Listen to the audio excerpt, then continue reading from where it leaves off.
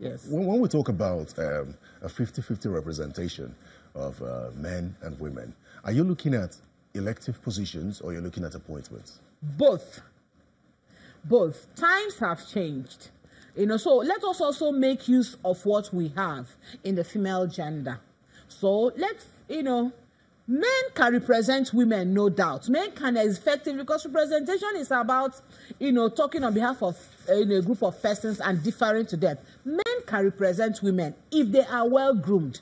By that same logic, women can also represent men. And I say, why not? Yeah, here's a case of study stemming from the need for women to be more active in politics and opportunities handed to them. In Anambra State, the case of the wife of the late Dim Ojumego-Ojukwu, where she was made to go through the primaries and lost. And then some persons, including the leader, one of the leaders in the Southeast, said she shouldn't have had to go through that for two reasons. One, she is the wife of a great leader. Yes. And encouragement for women. Where do you stand on this? You see, what happened concerning the case of Bianca is tragic. It's unmitigated tragedy. She didn't lose fair and square. What happened was that the environment was made unbearable for her supporters. There was widespread violence and there was thuggery. So that was why people who came, and she doesn't bear arms, you see. So that was why people who came to stand for her and vote for her, they were literally driven out of the arena. What? She did not lose fair and square. Added to that is another very, very bad factor.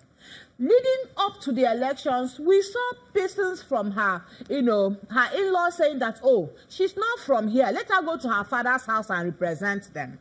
And that brings me to one very serious mitigating factor. How the Nigerian law looks at the married woman.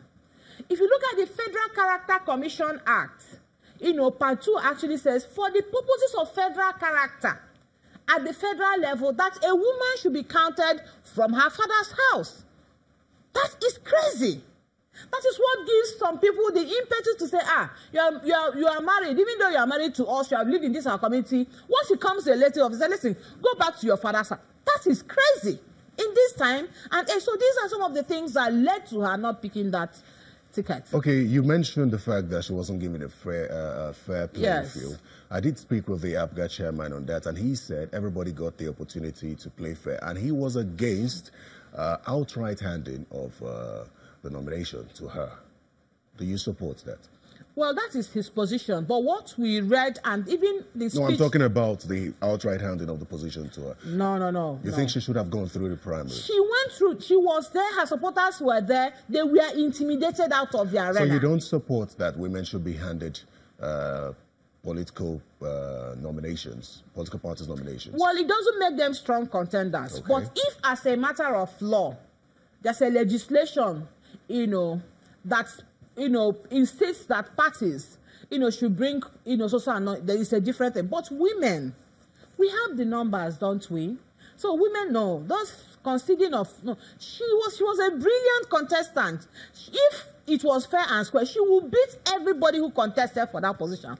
But the environment was not made conducive. A very comfortable position you're taking. Yes. Well, let's look at the percentage of women in parliament in Nigeria, which is regarded as one of the lowest in the world and even below the African average. Now, we already talked about the patriarchal nature due to the gender stereotypes that we have.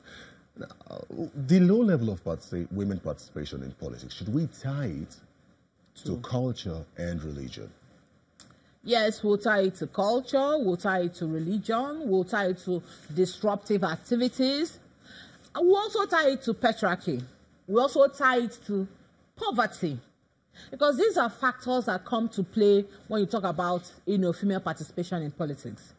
It is in our own common interest that all these negatives are removed and a level playing ground is provided. Why? The day women start bearing arms, the day women decide to invest in thuggery, believe me, we would have lost the final frontiers of our morality. Right now, women will say, once you shoot, you fire gun, say, oh, now killing, I'm not going there. They will run away. Once you start excessive violence, you say, no. The woman will rather invest in her children than bribe delegates, for instance. You see. Once it comes to spilling blood, she will rather concede. But when the woman flips and turns the table, nobody will participate in politics. I'm sure it will be chaos. I'm sure you're not advocating for... I am not advocating. I am saying this is why we should remove all this. Why do you oppress her? Why?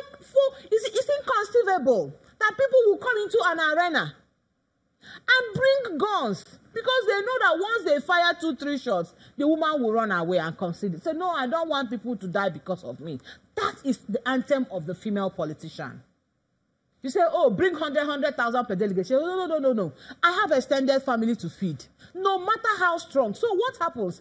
The men deliberately instill these situations because they know, and then relegate the woman to the mobilizer. Have you discovered that the females are the community mobilizers? They're the ones who say, listen, I want 1,000 people. It's the female that will mobilize. But then give her a place at the table to say, no. Go and sit down. Shouldn't we? I think that's an angle from which we should take it. Point of entrance. Exactly, because if women are mobilizers, they should have that kind of strength. But that's something we'll talk about when we come back. We'll go on a short break now, and when we come back, we'll look at what roles women have to play as we approach the 2019 general elections. Please stay with us.